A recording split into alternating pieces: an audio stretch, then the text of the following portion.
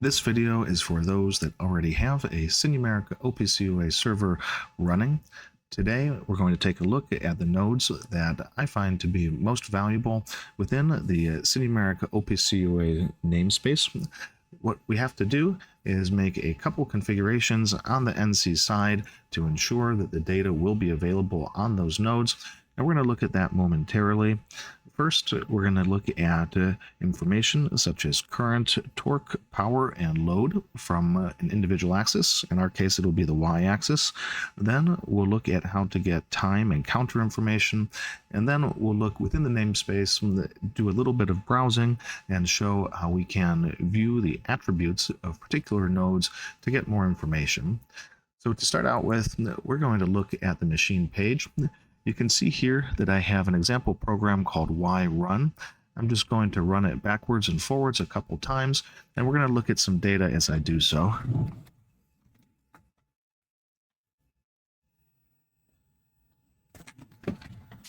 So at this point, we are in the middle of running our program.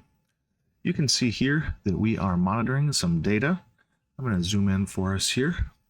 Now we can see that we have set up the load, power, torque, and current. However, the values are all 0. You can also see that we have a measured position, a commanded position, the units of our measured and commanded positions, as well as the feed rate of the individual axis. So here, what's important to note is that there is a 2 in brackets after each node. What that indicates is our axis ID.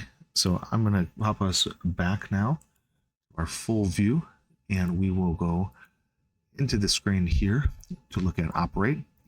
When I go to the setup page and look at machine data parameters, I can see that my y-axis is axis 2. So that's why I have the 2 in the brackets. If I look down at my x, it is shown as axis 1. If I wanted to view the information such as torque, current, power, and load from the x-axis, I'd put a 1 in the brackets. And on my system, my z-axis is a 3. So for the z-axis, I'd put a 3. In our case, it's y. But what you can see is that my variable here, MA drive signal tracking, is actually set to 0. So if I wanted to learn more, I can push F12, go full screen, and see that drive signal tracking actually needs to be set to 1 to activate the acquisition of the following drive values. So all of these were actually 0 because in my case, I didn't actually have this set. So I'm going to go ahead and set this and see what the difference is. I can see that this particular variable is activated with a PO reset. So we're going to do that and then come right back. Now that the drive signal tracking machine data variable is set to a 1 for our y-axis, we can go back and run the program again.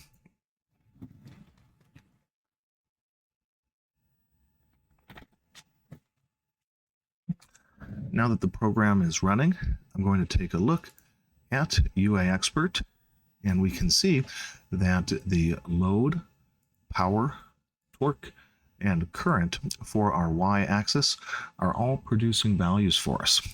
So that is working just as I like. And the next thing that we're going to take a look at are the channel nodes that are most important. So first we have an acProg. Now, in this case, I have inside the brackets a U1, and that's the case for the rest of the channel variables that you can see below. The reason for that is that we are interested in looking at the variables that pertain to channel 1. Some more complex machines could have multiple channels. If you have a second channel and want to look at the variables in that channel, you would put a U2 rather than a U1.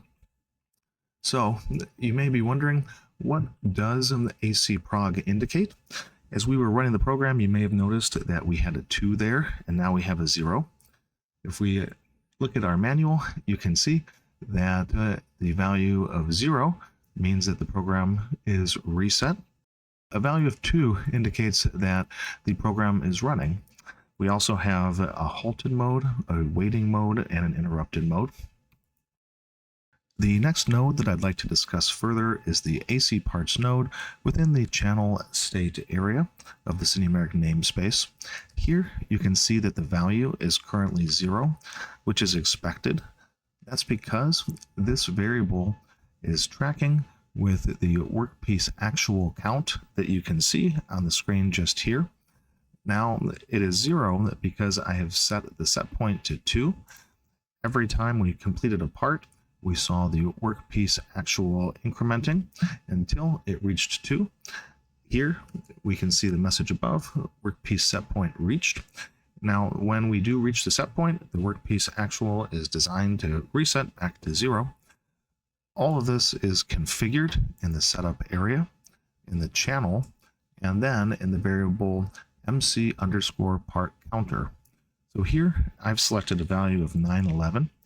For your particular process, you may wish to have a different value, but this works well for me here. Now, what I'd like to look at next is the actual feed rate from the interpolator for our channel. So we can see that in this variable here.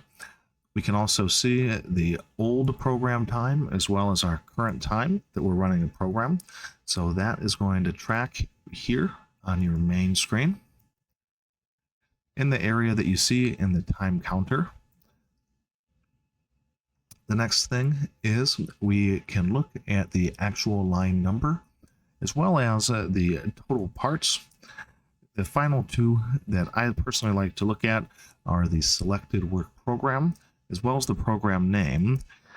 Sometimes it might not be immediately apparent that these can be different, but the difference is that the selected work program is always going to be what you see as here, which program is selected and running. But a given master program may have many subprograms and different levels. So if you are in a different program other than a selected program, that would be reflected in the prog name in our channel program info area. The final topic that I wanted to discuss here was just the namespace in general. So here we can see over here on the left that we have the SINUMERIK namespace. Now the SINUMERIK namespace is composed of many different nodes. If we want to find more about a specific node, a great way to do that is to investigate the attributes. So I'm going to look down a little bit at our load variable that we looked at. So this was aaLoad. And now if I zoom in on the attributes page, what I can see is that this is the drive load in %. So if I don't know what a variable is, there may be a useful description in the attributes of the namespace. There's other variables as well that we can look at, such as our power. So if we go back down a little further here and look at power and then zoom in again on our attributes, we can see that this is drive power in watts. Anyway, I hope that this video was helpful to you. Please like and subscribe, and I hope to see you next time.